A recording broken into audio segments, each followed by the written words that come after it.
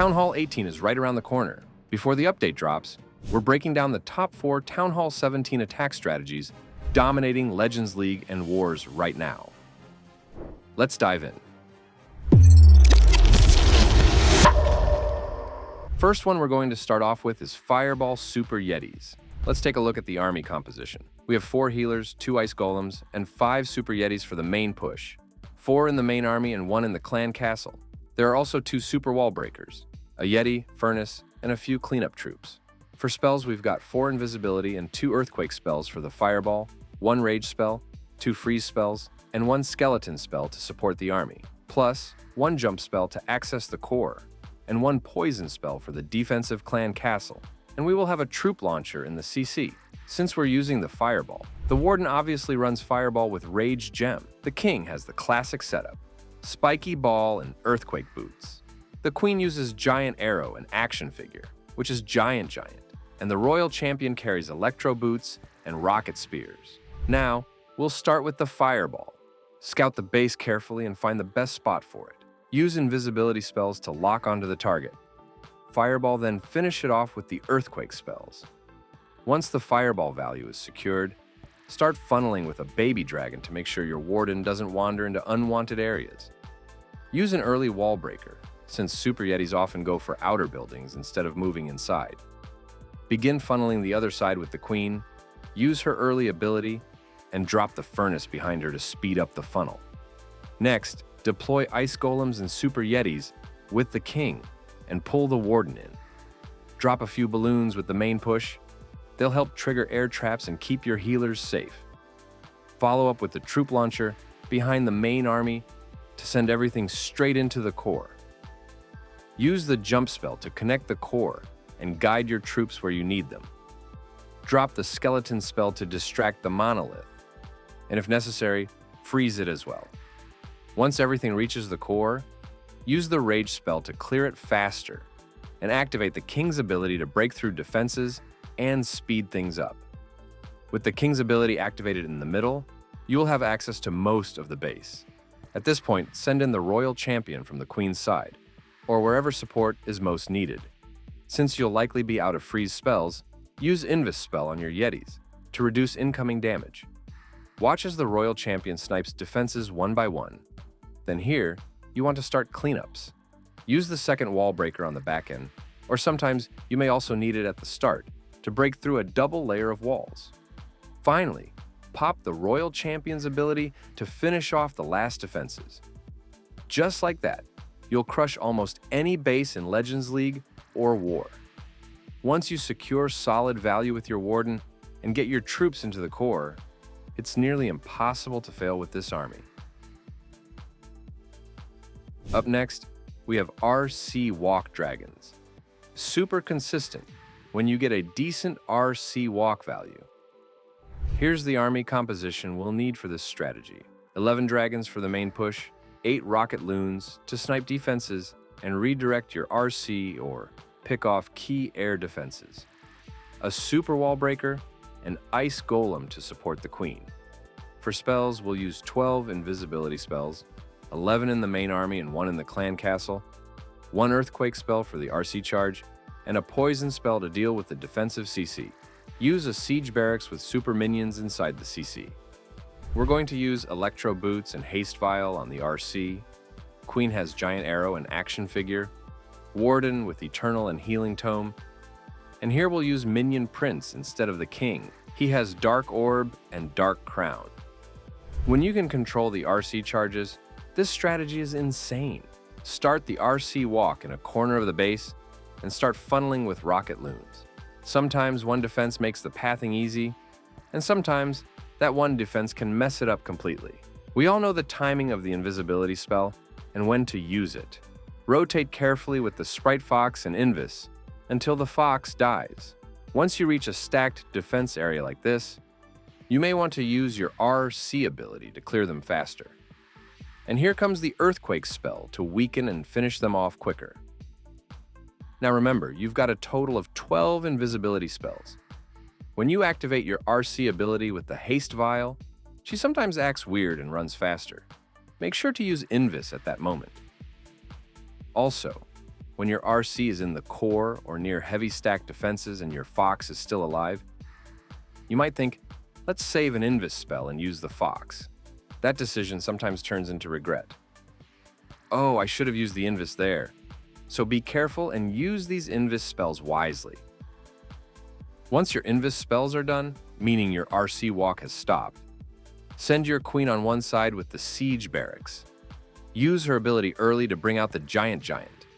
Send in all your dragons with the warden and minion prince on the other side of the base.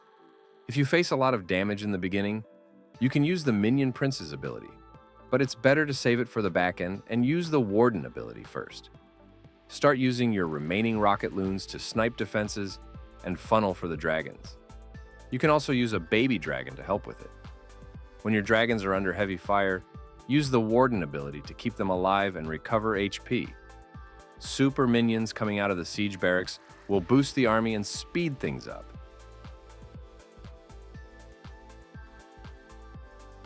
With a good RC walk, not letting her get killed early, queen on one side and dragons on the other, this strategy is the best air attack in the game right now.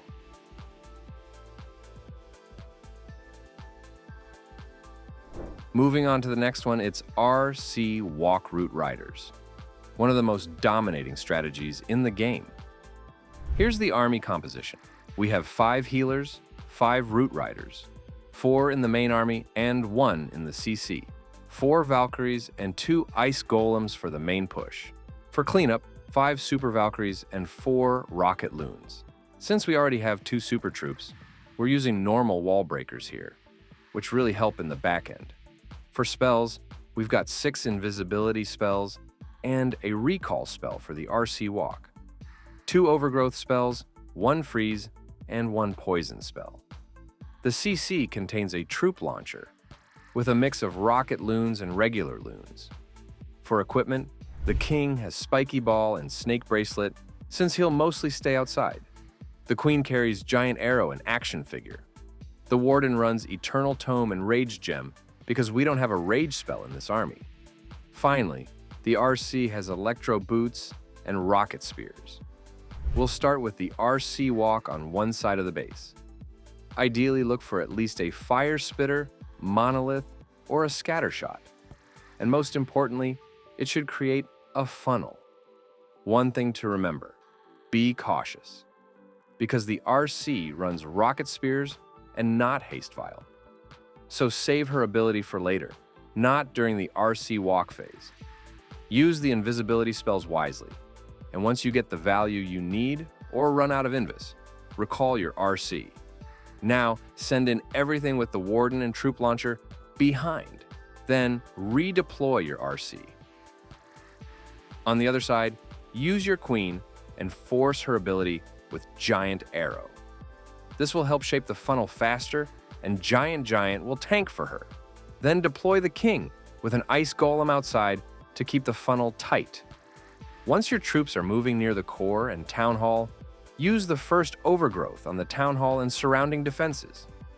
This reduces incoming damage, keeps your troops safe, and deals with the defensive CC. Drop the poison spell on the CC. Now everything works together in the core, while the king and queen outside keep the funnel tight. Once overgrowth goes off, use the warden's ability to take down the town hall. Your troops will handle it easily. After that, use the second overgrowth on the back end. Activate the RC ability in the core. The best timing is right when you drop the second overgrowth. Use Super Barbarians to clear outside buildings.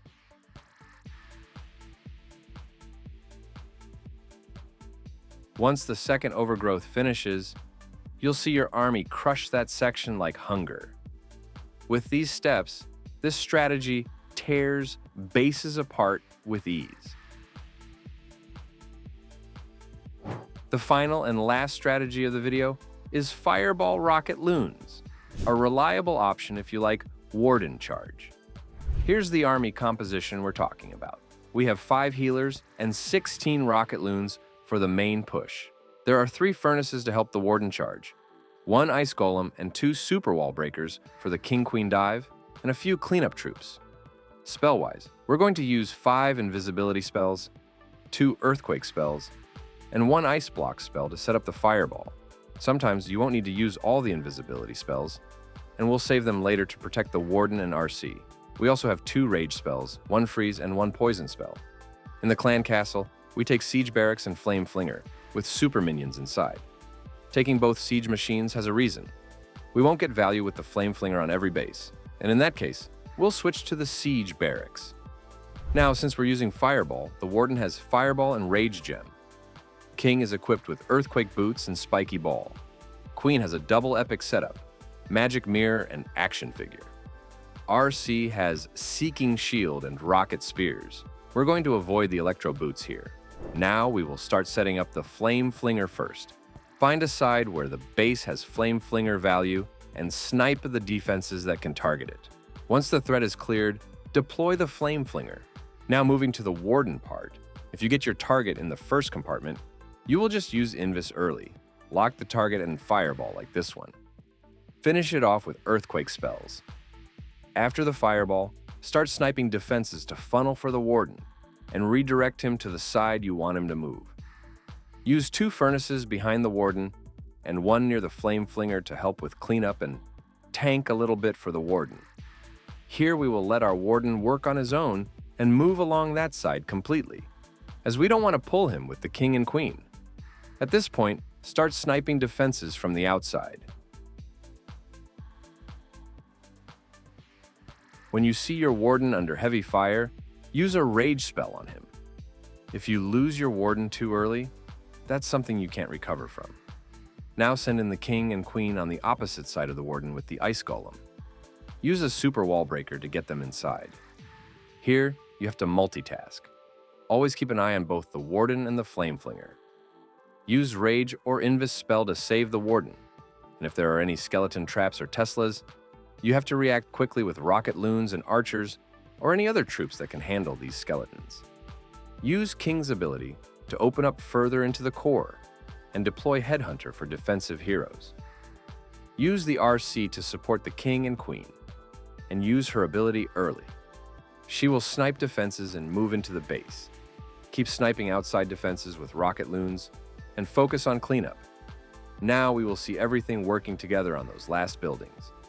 The super minion coming out of the siege will clutch, and that's a clean triple for you. Although we lose the healers early and the warden goes down, there's nothing left in the base.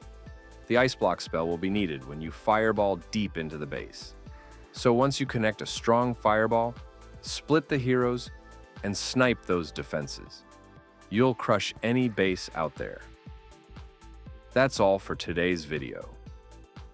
If you found these strategies useful, hit the like button, drop a comment with your favorite attack, and don't forget to subscribe for more powerful strategies, only here on Blueprint. See you in the next one.